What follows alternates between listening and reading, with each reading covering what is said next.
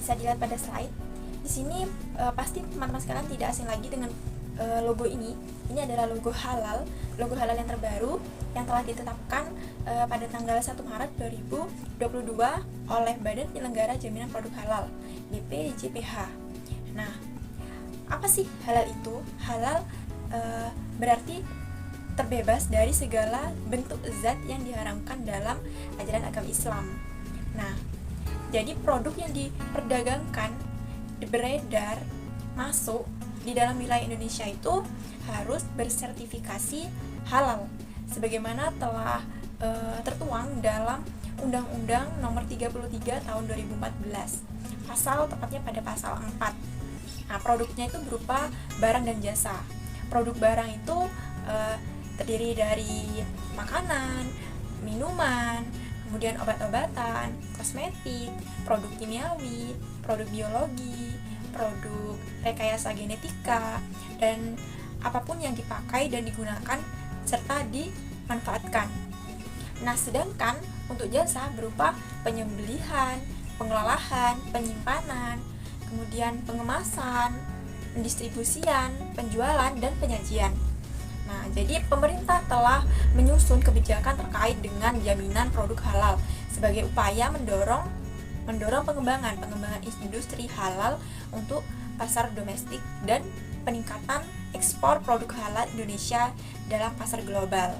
Si produk halal ini, nah caranya itu pelaku usaha itu melakukan pendaftaran secara online melalui akunnya namanya Si Halal.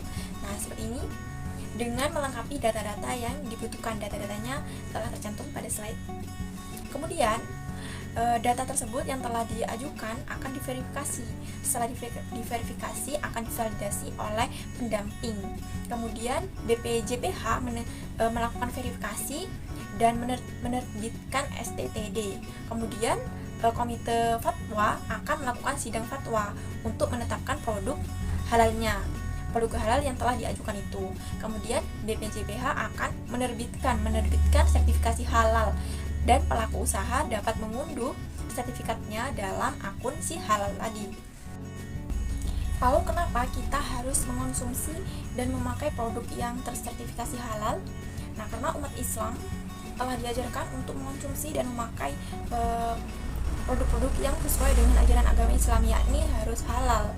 Nah, dalam Al-Quran surat Al-Baqarah ayat 168 telah diperintahkan, hai sekalian manusia, makanlah yang halal, lagi baik daripada yang ada di bumi, dan janganlah kamu mengikuti langkah-langkah syaiton, karena sesungguhnya syaiton itu adalah musuh yang nyata bagimu.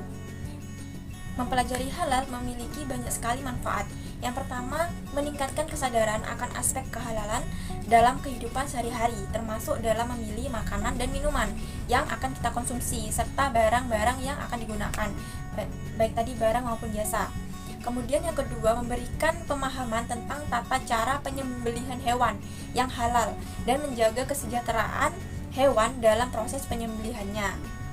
Yang ketiga, sangat bermanfaat bagi para pelaku usaha untuk memastikan produk yang dihasilkan itu halal dan sesuai dengan syariat Islam. Kemudian yang keempat, memfasilitasi dalam mengambil keputusan dan bertindak etis dalam bisnis, termasuk dalam memilih mitra bisnis yang dapat dipercaya dan menjaga kepercayaan konsumen.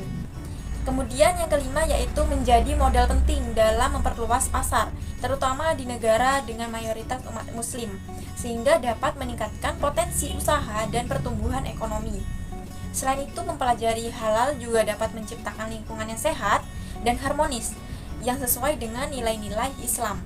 Oleh karena itu, penting untuk terus memperhatikan dan mempelajari aspek kehalalan dalam kehidupan sehari-hari. Pengalaman kunjungan kepada UMKM, yakni kepada Ibu Sofi Noviati, pelaku usaha dengan produknya yaitu Pia Edamame dan Pia Tape. Kunjungan yang kemarin kita lakukan sangat senang sekali, tentunya sangat senang bagi saya pribadi karena bisa langsung terjun ke lapangan, melihat langsung para pelaku usaha bagaimana mereka memperoleh sertifikasi halal, prosesnya bagaimana, lamanya seperti apa, kemudian dampaknya sebelum memakai sebelum tersertifikasi halal dan sesudah tersertifikasi halal itu bagaimana, seperti itu. Kita juga bisa langsung melihat bagaimana proses pembuatan pia, edamame, dan pia tape pada saat itu, karena pada saat itu memang dalam proses pembuatan.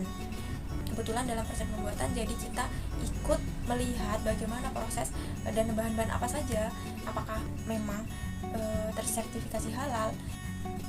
Ibu Sofi juga memberikan tips dan trik dalam berusaha. Jadi banyak sekali pengalaman, wawasan, pengetahuan yang kita dapatkan dalam kunjungan tersebut. Pesan dan kesan dalam 1 semester ini, yaitu kesannya selama 1 semester ini sangat berharga dan membawa banyak manfaat. Saya merasa sangat terbantu dengan adanya pembelajaran yang terstruktur dan sistematis, serta di bawah pembimbingan Bapak dosen Bapak Wildan yang berkompeten dan berpengalaman. Saya juga merasa senang dapat belajar dari berbagai macam sumber seperti buku, jurnal, slide presentasi, dan diskusi, serta langsung kunjungan kepada UMKM. Pesan saya untuk diri saya sendiri maupun teman-teman yang sedang menjalani perkuliahan adalah untuk terus bersemangat dan tekun dalam menimba ilmu. Belajar tidak hanya di kelas, tapi juga bisa di luar kelas, seperti dengan membaca buku referensi, melakukan riset tentang topik-topik yang diminati, atau berdiskusi dengan teman-teman. Bisa juga seperti kemarin kunjungan kepada pelaku usaha.